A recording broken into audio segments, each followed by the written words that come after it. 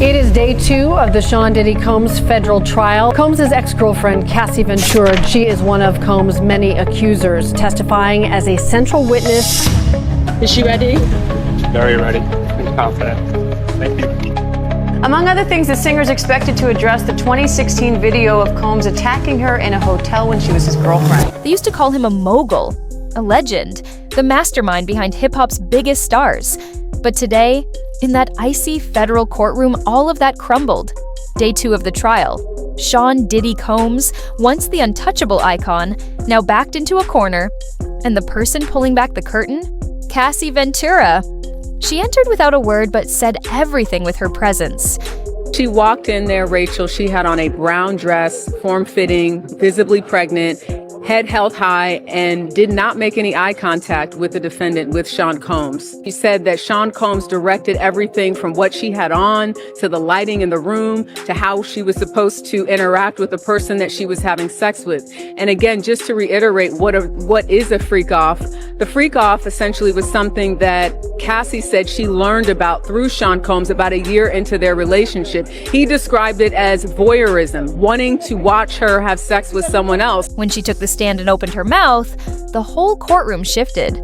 Pens stopped scratching, jurors leaned in. And Diddy, that cool, composed facade he always wore, gone. His face turned ghost white. Cassie wasn't just recounting events, she was dismantling an empire. Brick by brick, she introduced the room to a chilling term: freak-offs.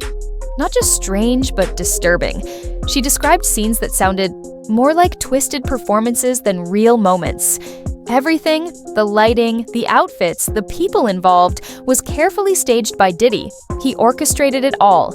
She was just 21 back then, still chasing her music dreams, still trying to impress the man who promised her the world. She admitted that she did it because she loved him. The prosecutor leaned in gently, asking, "Did you ever enjoy them?"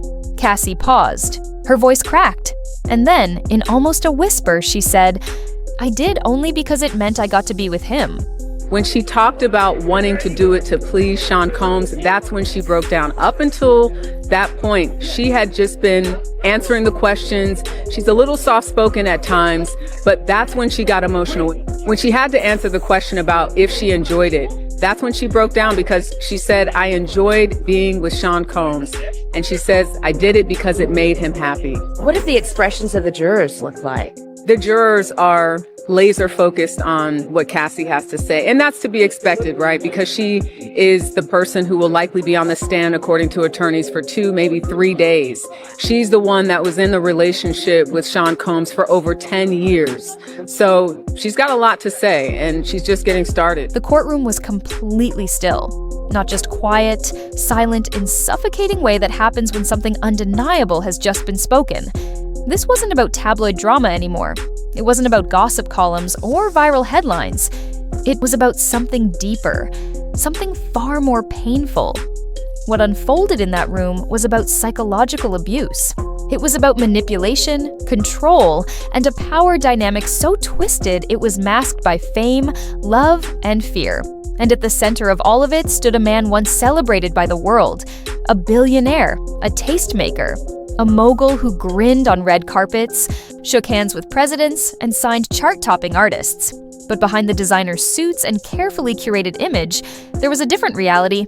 One Cassie was finally bringing into the light. She sat there, unwavering, and looked directly at the court. "I loved him. I just wanted to make him happy," she said. Her voice wasn't bitter. It wasn't loud.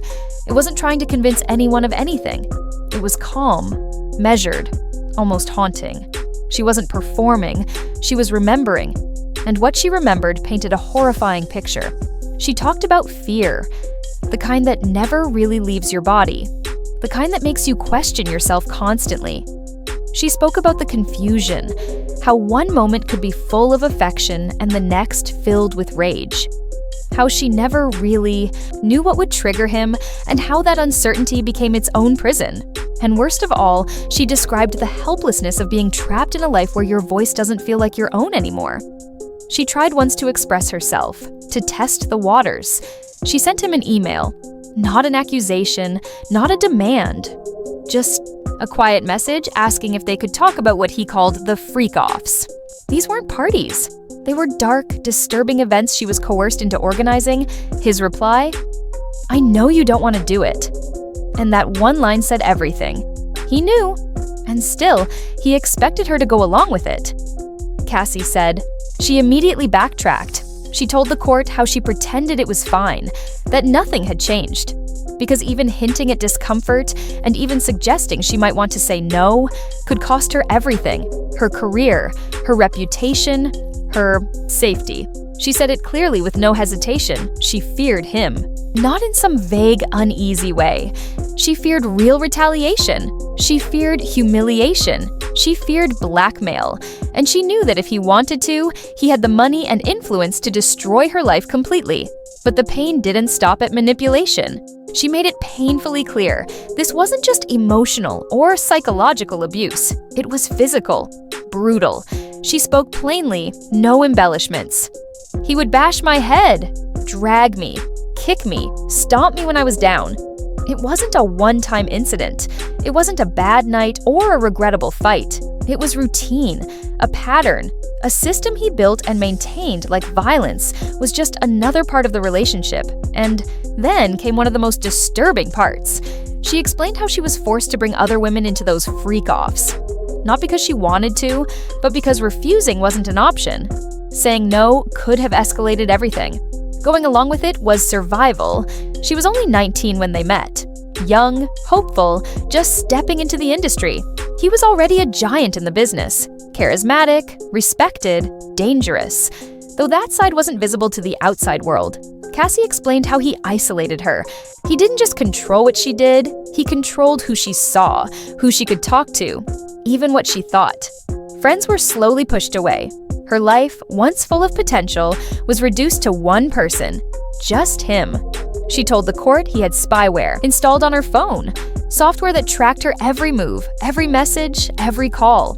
He needed to know everything, and she had no space to breathe. Then came a moment no one in that room was ready for. She took out her phone, quietly, deliberately, and she showed them the texts. The energy in the courtroom changed instantly. Everyone could feel it. The air itself felt heavier. There they were messages from Diddy. Some were apologies, others were threats. Some were filled with manipulation disguised as affection, but all of them were real, undeniable. Digital evidence of the truth Cassie had been living in silence. Diddy didn't move. He didn't speak. He just stared, as if the realization was finally sinking in. She kept everything, every word, every receipt, but the worst moment? It hadn't come yet. Cassie described a night that had never made headlines. No cameras, no press leaks, no TMZ alerts. Just her, him, and violence behind closed doors. Her voice cracked slightly when she said it. Thought I was going to die that night. She told them he choked her, slammed her against the wall, threw her down the stairs. It wasn't a fight. It was a full-on assault. It was terror. And still, her tone never turned theatrical. She wasn't trying to shock the room. She was just telling the truth. That truth, once locked behind mansion doors, hidden by money, protected by NDAs, is out now. Everyone sees it. The image of the unstoppable mogul, the king of hip-hop, is unraveling. And as Cassie's words echoed through the courtroom, it became clear to everyone in that space. This wasn't just one woman's story, it was the beginning of an empire finally cracking under the weight of the truth. The courtroom was silent, not out of respect, but because no one could believe what they were hearing. Cassie took a deep breath and began to talk about the night at the Four Seasons. She said she was dragged through the hotel lobby crying, terrified, and for a second, it looked like someone might step in. Hotel security saw her, saw the panic on her face, but then they saw Diddy. He told them everything was fine. And just like that, they backed off. No questions, no help. No one asked her if she was okay. But Cassie came prepared. She had proof. She'd taken pictures of herself, shaky, raw selfies in the bathroom mirror. You could see the bruises on her arms, the split lip, the red marks on her neck. She didn't need to say much. The images said it all. When the jury saw them, the reaction was instant. One woman gasped and covered her mouth. A couple of the men looked away. Someone's hands started shaking as they took notes. Diddy's lawyers jumped up with objections, trying to shut it down, but the judge wasn't having it. And then Cassie talked about what happened inside that room. She said he threw a champagne bottle at her. It barely missed her head before shattering against the wall. He tore the room apart, flipping furniture, punching holes in the walls. But the worst part? He kept her locked in there for 48 hours. No phone, no contact, just threats and silence. When she told the jury, "He told me I couldn't leave," you could feel the air change. That's when Diddy lost it. He slammed his hand on the table, loud enough that the judge stopped everything.